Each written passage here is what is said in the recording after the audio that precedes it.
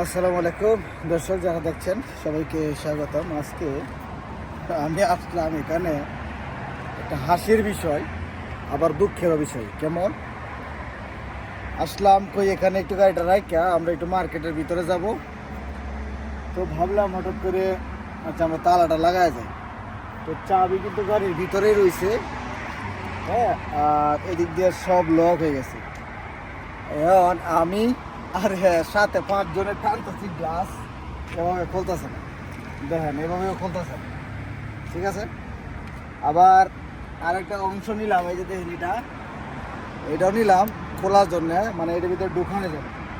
তখন চিন্তা করলাম এটা তো ঢুকাইতে আবার ভাঙ্গে ভিতরে থাকবো, চাবিও নাই কোনো কিছু নাই, কীভাবে খুললি এটা এখন?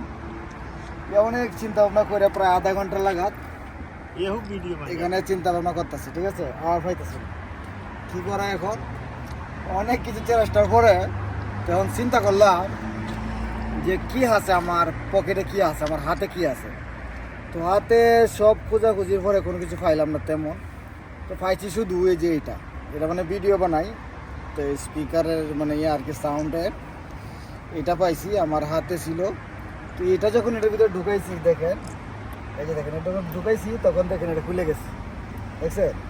তখন মানে চিন্তা করলাম হয় এটা হয়তো একটু সমস্যা হয়েছে, কিন্তু তারপরেও মানে খুলে গেছে, হয়তো এটা একটু সমস্যা আছিল এই জন্য খুলে গেছে। তো চিন্তা করেন মানে আল্লাহর অশেষ রহমত, হঠাৎ করে জ্ঞানটা আসছে, আবার এটা কিন্তু কাজে আছে।